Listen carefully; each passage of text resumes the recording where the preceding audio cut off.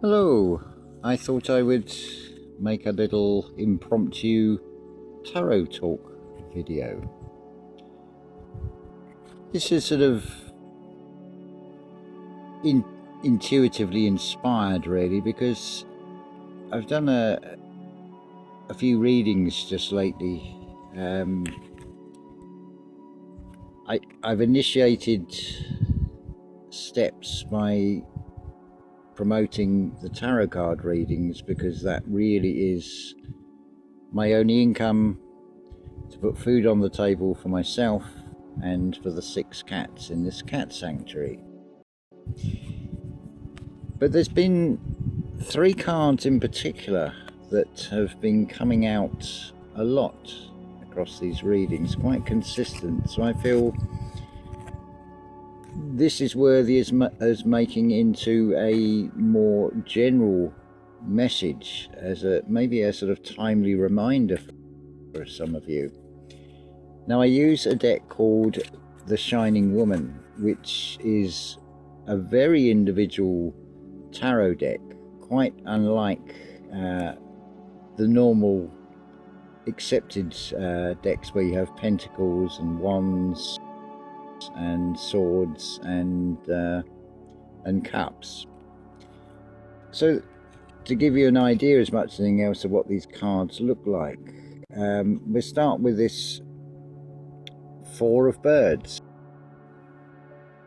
Now, a 4 is a door. It's a reminder to rest, to allow time to heal, and it's been a consistent card in several readings just lately, and I feel that is very well depicted in this card. So in some ways it's what I'm doing. I'm just sitting here soaking up the sun. Another card also from the same set, the elements of air and therefore spirit, which is represented by birds, is this 5 of birds. Another card that has been coming up a lot, and that is saying allow time for old wounds to heal. The number 5 is in some ways is seen as one of the worst numbers in tarot cards. It's an odd number, and ideally it needs a 4 or a 6 to balance it. But I don't look at it in the negative way. If it's a number 5, it is as much a it means that things are changing. The pain of old wounds to just fall away. If you think of it in the physical sense, if you get a cut and then you might have blood that dries out and you get that scab, that sort of crusted, scabbed over cut in the skin will sort of heal under it because it's going on below the surface. From the internal, the bodies know what to do. They know how to self-heal and repair themselves. And you may not notice it, but that sort of crusted, scabbed, it will reveal that the cut or the tear in the skin has healed itself. So this 5 of birds cards, it's very much like that. It's representing you've had a fall, could be mental, could be emotional, or a mixture of all 3. But it is a beautiful reminder to just, along with that 4 of birds cards, to give yourself time, be gentle on yourself, let things go in their sort of natural flow, which also very much leads on to another card that comes out in this Shining Woman tarot deck. Are such as this place of rivers. What this represents is when you have 2 flows coming together, being in a flow state. And if you look at your individual lives, you have that internal world and then that external world. So it's finding that balance between the two and being in that flow state, going with the flow of things. So again, I feel this is a beautiful depiction on this card. I do love this artwork. You'll see there's a little figure there, and there's also, you could say, is what is like a serpent or a dragon, sort of representing a fire. Now water, or in the case of this deck, they're rivers. It's about motions and emotions, because we have emotional states and we also have motions, particularly in the external, and none more so than at this time, because I can't tell you what's going on in the external world because I don't look at it at all. My personal world within this greater physical world is bounded mostly by these hills. So I'd be pretty awful at a general knowledge quiz on current affairs, because I have no idea what is going on in the outside world.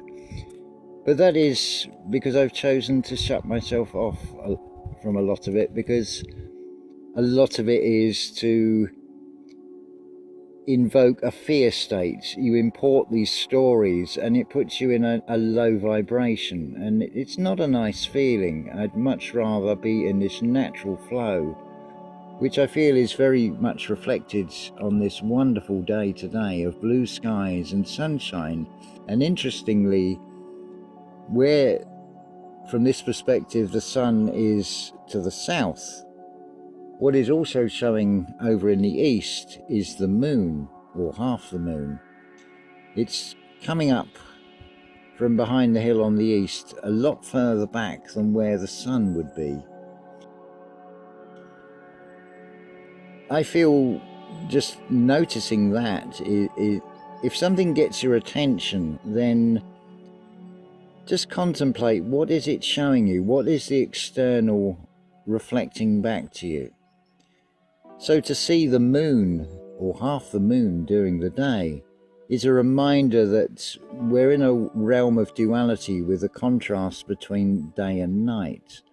And you can, as is the case now, you can see the moon during the day as well as at night.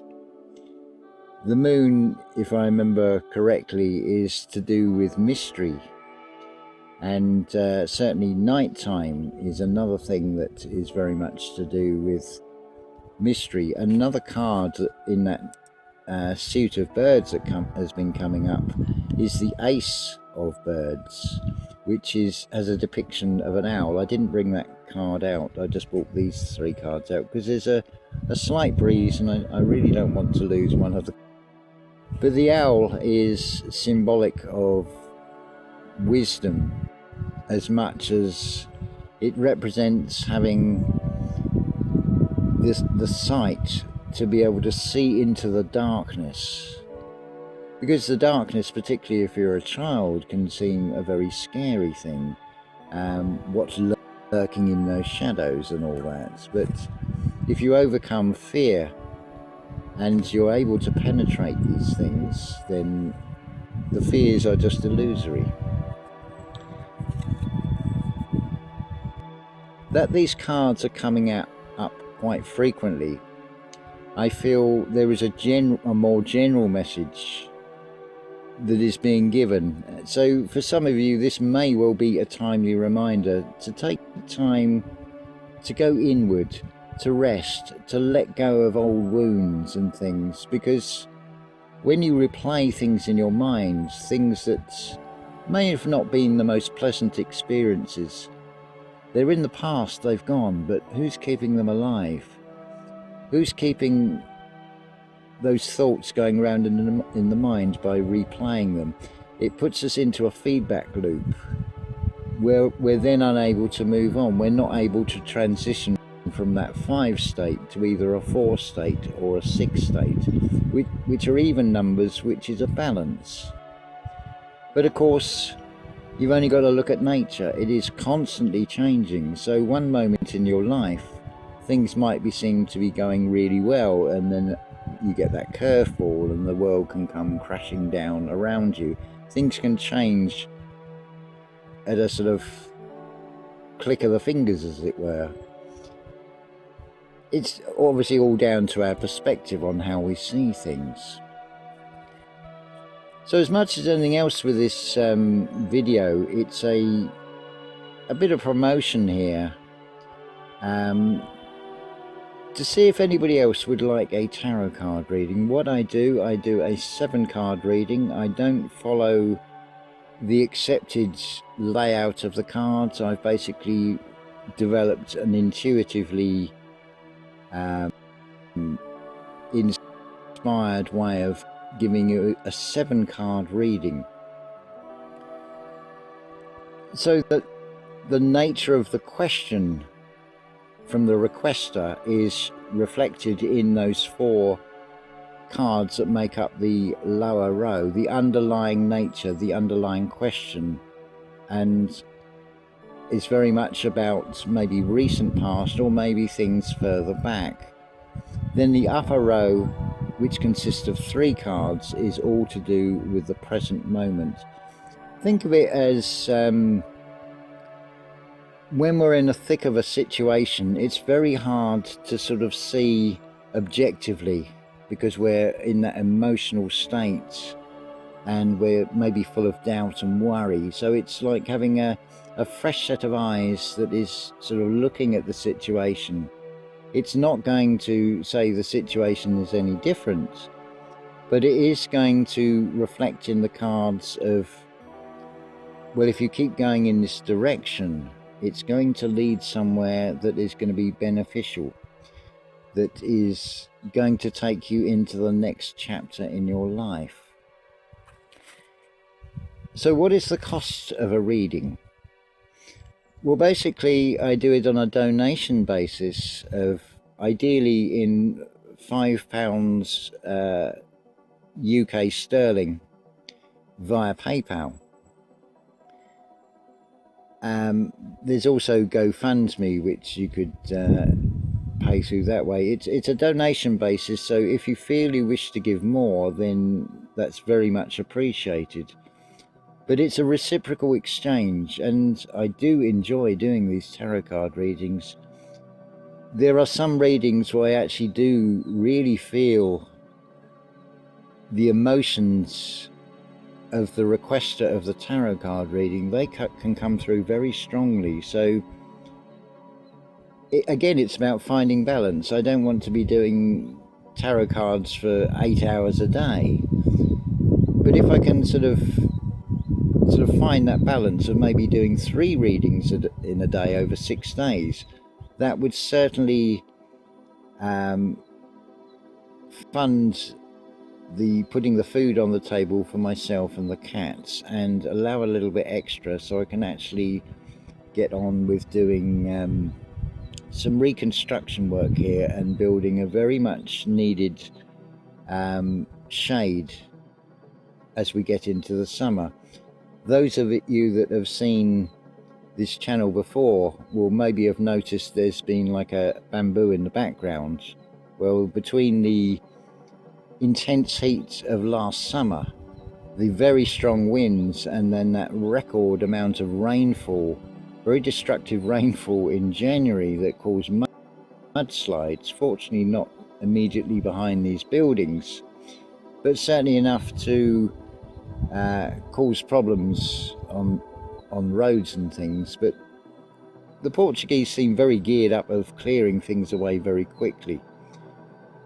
But it did cause a few issues, but at the same time it's given me a lot of very useful material, some very useful earth clay which acts like a cement, which I can use to make a very low retaining wall, which will be behind the covered structure that I'm in the process of preparing in readiness for the construction. Currently I'm now working on leveling out the ground, making sure it has a solid, firm foundation on which to build, which again is as much a metaphor and a guide for life. Right, we're up to 15 minutes here. So if a tarot card reading, a personal reading, not a general reading for an entire zodiac sign, but one that is tailored specifically to you as an individual, this may be just the very thing that will help uplift you, help you reevaluate your present situation. And certainly the feedback I've had has been consistently very good. Some feedback has said it's spot on, which is beautiful, and a lot will say there's a lot in here that resonates. But I also invite you to look at the cards as well, because I don't just give you the reading with the interpretation of what I see in the cards. I send you a photographic image of the cards as well. So ideally it can be through something like WhatsApp, where I can leave a voicemail, or through email, where I can give you a typed out explanation of what is coming through in the cards. But I invite you to study the cards yourselves, and you may get even more come out of it. With art, the artist puts heart and soul into what they create. So within the images of these cards, it locks in an energy that you can penetrate, just like that Ace of Birds. So I'll say in advance, looking forward to hearing from you as and when you feel that you need a tarot card reading. It could make a big difference to your life and be very beneficial and very uplifting. I keep the prices low on purpose because I want this to be inclusive rather than exclusive, because these are difficult times, and as I understand it, the cost of living seems to be going up and up and up, and obviously the earnings are not keeping up at the same rate, so we all have less finances to spend on the pleasurable and the niceties of life, the things that we like to indulge in and follow our passions. So that is why I keep the prices low, because I have had discussion of this. Why don't you put the price up? Because people will judge it by the cost. But me being me, I like to do things my own way, which is another reason why I use this very individual tarot card deck, the Shining Woman. So now we're up to, I can't even see, nearly 19 minutes, so that is a good place to stop. So I'm going to say unconditional love to you all. I've watched a few videos from this channel, the Midas Touch, and even when I'm making or copying a bit of his video, you can see the views going up and up and up. In about 5-10 minutes it's 372 something, so his video is doing very well. But I always like his take, because you imagine you've got Trump enhanced in all that Epstein stuff, pretending like he didn't know anything, which is an absolute lie. He was in there with Epstein. And then you've got this really weird bit where he's gone to Elvis's property and he's saying really weird things, but this guy's explaining it. So let's watch a bit of his video. Donald Trump's physical and mental health is collapsing at the worst possible moment in his life and for this country, while we're in this disastrous, unlawful war in Iran. We're seeing clearer signs by the day of Donald Trump's deterioration. In the past 24 hours, Donald Trump left his cabinet and top staffers baffled by what the hell he meant when he held a press conference and started to say that he got a very big present from Iran. He said, they gave me a gift. It was a big, beautiful present. And it showed me that I'm talking with the right people. It was a great gift. And from all of the reporting inside the White House, his staff and his cabinet was left absolutely baffled. And now the leadership in Iran has been responding by mocking Donald Trump for saying, we got a gift. I mean, the war rages on and escalates by the minute. And this is what he said. First, let me play you what he said in the Oval Office. Then I'm going to show you Iran's response. And then I want to show you another very alarming moment over the past 48 hours. But first, play this moment in the Oval Office. Let's play it. Because they're going to make a deal. They're going to make a deal. They did something yesterday that was amazing, actually. They gave us a present, and the present arrived today. And it was a very big present worth a tremendous amount of money. And I'm not going to tell you what that present is, but it was a very significant prize. And they gave it to us, and they said they were going to give it so that... Now, Tehran responded. The Islamic Republic responded by putting out a video right after that on Iranian media saying, here's the gift, Donald. Here's the gift we send Trump. And this aired on Mayor, Iranian state regime media. Here, play this clip of what they did right after that. So let's play.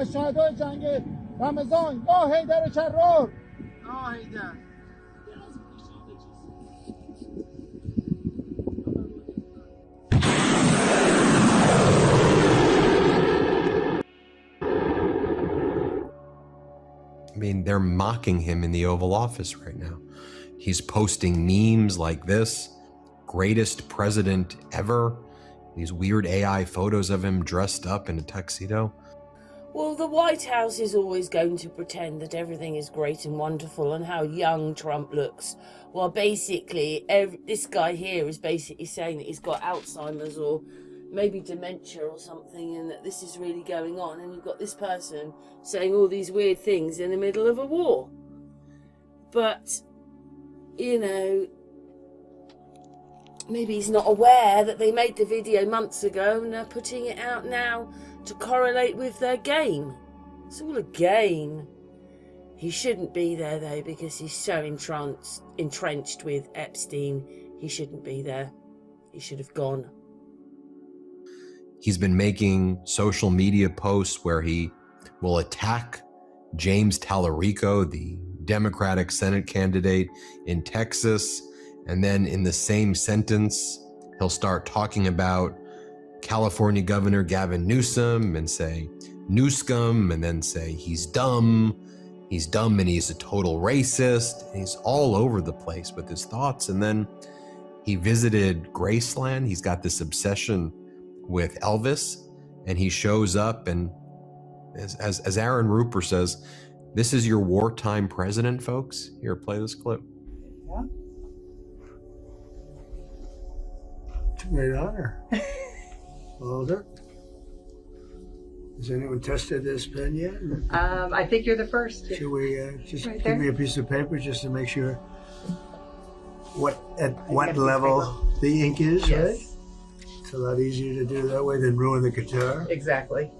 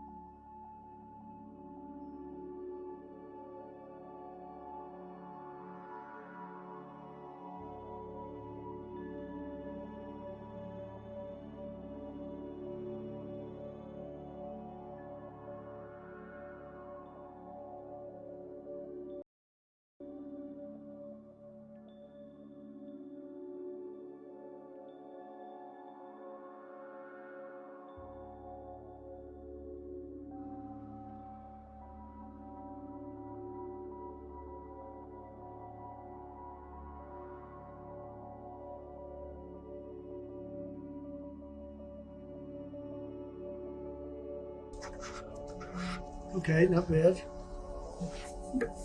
Okay, ready, everybody? Let's see here.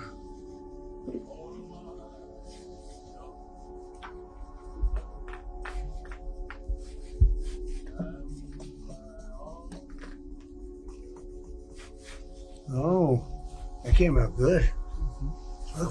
Yeah, that looks nice. Wow. You never know. These are hard to sign. But that came out pretty good. Is that the first guitar you signed? Just about. Now, Biden couldn't do that. He'd have to send it out to be signed. Serious. I mean, that dialogue looked like a nurse treating a patient in hospice care.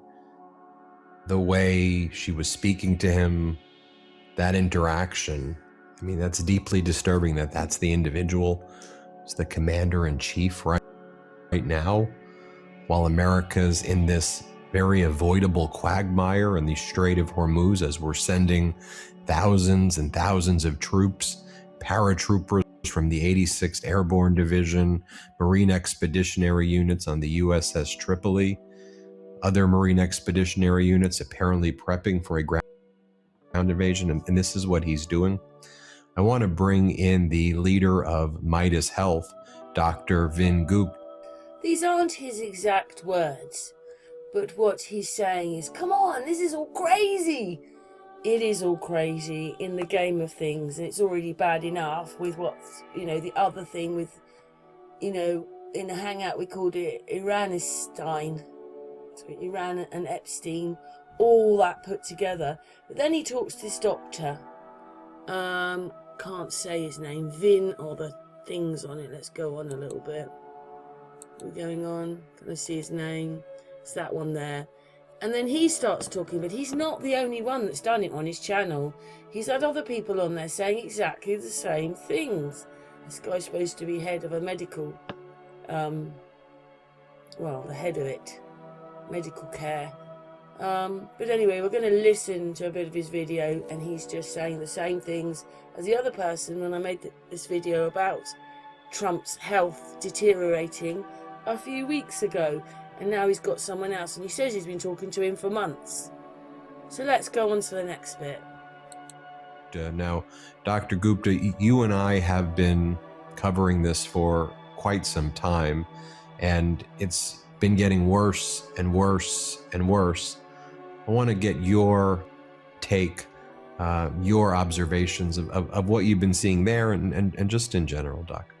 Yeah, Ben, I saw the tweet on criticizing Tallarico, and then Governor Newsom, and then others. And what really struck me, just purely recognizing again, I'm not close to the president physically. I haven't examined him, but a lot of these things are obvious. Just the way in which we had a lot of armchair experts weigh in on President Biden and thought they were medical experts. In this case, I think the precedent has been set that we should expect a transparency when it comes to a president's health. And if there's something that's worrisome, and there's obviously multiple data points here that are worrisome when it comes to Trump's health, that we should be able to talk about it and to ask questions. And that's what you and I have been doing now for 6-7 months now, asking questions, wondering why there's all these inconsistencies. And so when I look at the Tallarico to Newsom to VP Harris, that sort of progression of rambling thoughts, when you think about the fact that he has disorganized thinking just in general, he has fluctuating alertness. He falls asleep at inopportune times, the meeting in the middle of a cabinet meeting. But then he had this really just wandering thoughts, difficulty, if you're just reading that tweet, difficulty following one train of thought, goes and tries to criticize 3 separate people. There's nothing connecting any of those individual thoughts. It does make you think. This is somebody who has difficulty with recall. He doesn't remember basic things often unprompted. He jarbles his words often. He's confused. He has these wandering thoughts. And then there's fluctuating alertness. He has, and the other data points too. We've seen the fact that they like to cover up parts of his body. Why does his this part of his hand, why does that look like there's always makeup on it? So there's all these questions, plus all the confusion on his, whether he got a CT or an MRI, which was complete nonsense here. That should have been clear from the start. So they're creating questions, not answering them. He is himself. But I wonder, his dad had a history of Alzheimer's disease. That's what he died from, or part of what contributed to his demise. And again, when you think about memory loss, when you think about confusion, wandering thoughts, just how he conducts himself, you do wonder, does he have significant cognitive dysfunction? Does he have one of these diagnoses? What's actually going on? This fluctuating alertness, could it just be the fact that he is getting older and is in a demanding job? Sure, that's what many people are going to say as justification for that. Okay, fine. This last bit, he's correct in asking these questions, because while Donald Trump thinks, they're trying to portray him as a god while he's losing, while he's deeply involved in the Epstein files, while he's probably got Alzheimer's or something like that, he's getting really old, he's had strokes, etc, etc, etc. He asks these questions amongst all the fake stuff that's going on right now. So these are the questions that should have been asked, and Trump should have been dealing with these rather than having wars or pretend wars with other countries, all to put our prices up because we're in totalitarianism. They want to be in control of everything. Trump regime destroyed our health infrastructure. And so we've been told in this country, Doc, that we don't have enough money to help people with health care, to continue the Obama subsidies that were so helpful for people's lives. We don't have enough money to lower health care costs.